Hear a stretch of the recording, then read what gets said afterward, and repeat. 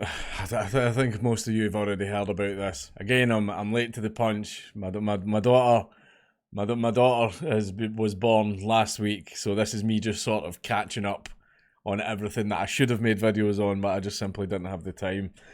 Jordan has started a government position. For those that don't know, Jordan Katie Price, her real name, is a woman that is famous for getting her tits out, and that's it. Really, she was married to Peter Andre for a while, and then a cage fighter that used to wear, or probably still does, wear women's clothes or something. I don't know, but essentially, yeah, she's one of those like Paris Hilton types where she's not really famous for anything. But she has a disabled son called Harvey. You've probably seen the infamous clip of what do you say to online bullies, and he says, "Hello, you can," and everybody went bloody mental, even though the boy was right. But basically, because a lot of people online bully Jordan's son and say horrible things about him and his disability, Jordan has started a petition to the British government to make verified ID a requirement for opening a social media account. So basically, no more online anonymity at all.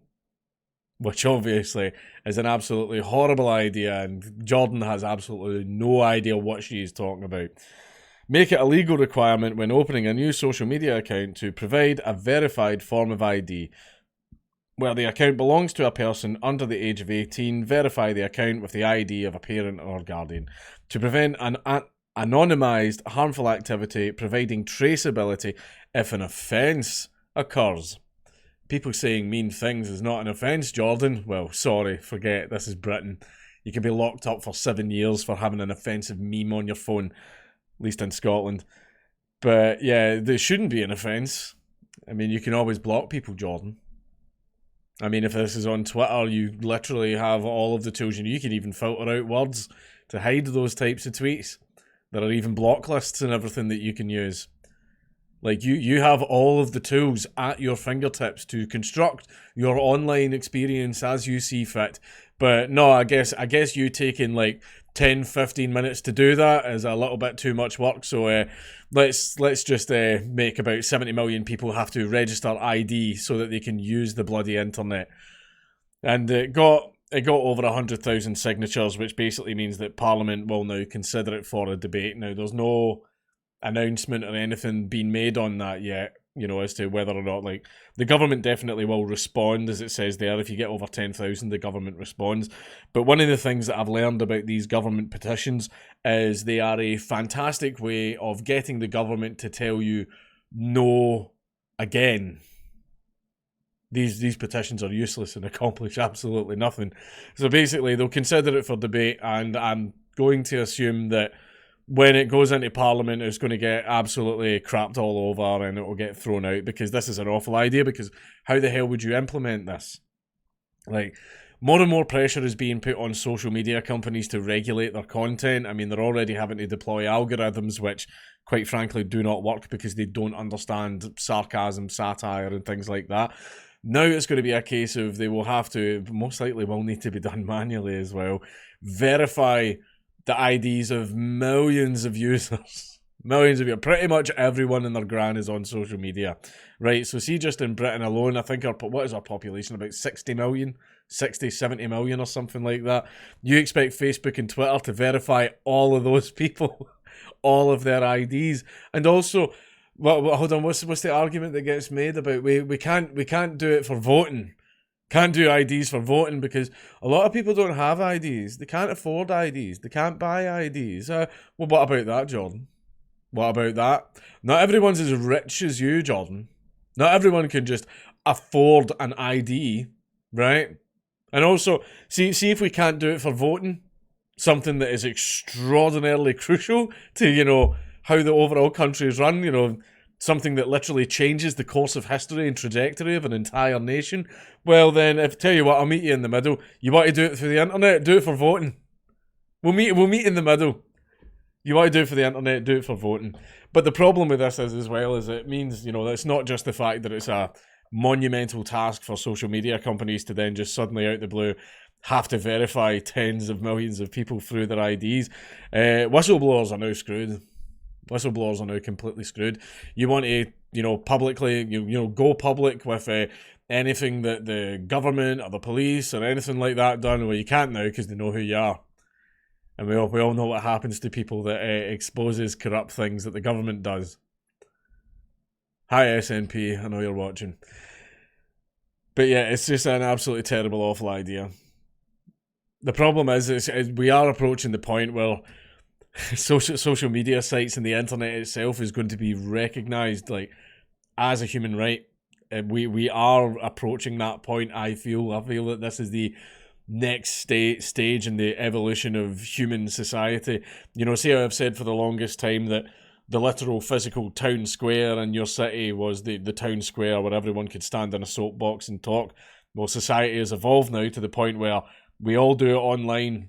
The vast majority of conversations now all happen online, especially during a pandemic, right? So I feel that we are approaching a point where social media and everything's eventually going to be recognised as a human right. Maybe. I feel that that's the path we're going down. Maybe not. We'll see what the future holds. Stranger things have happened at sea. But yeah, also one thing as well is a lot of people that don't have jobs and don't have anything, a lot of companies actually won't even consider you unless you have a social media account.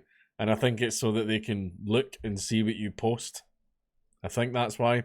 And a lot of people want to be able to say the things that they want, and there's a lot of things that you are not allowed to say nowadays. So what they do is they make an anonymous social media account where they're able to say their political opinions and the things that they think, and not basically their name's not attached to it, nothing's attached to it, so they will be absolutely fine, right? They have somewhat freedom of speech with protection of people not trying to get them fired from their job and stuff like that. But if they have to link an ID to that, well, I guarantee you employers are going to be like, yeah, we want access to that system, so that we can see everything our employees are posting. And it's just going to be a case of, if you want to be right-wing, then you're not going to have a job, right? Oh, sorry, are you pro-Brexit? I'm sorry, Mr. Fanny Basher 42069. Pro-Brexit? Oh, you can't work in the warehouse in Asda anymore.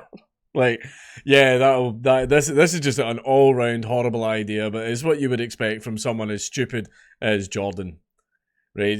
The amount of people that have absolutely no idea or concept of how the internet itself actually works, or how vital the online anonymity is to protect people from certain things. See, for example, police action. Look at authoritarian countries. Look at the stuff that's going on in Myanmar and the Philippines and stuff like that as well, where people are actually getting brought into public and bloody caned for things that they say in social media, according to the Quran, praise be unto him.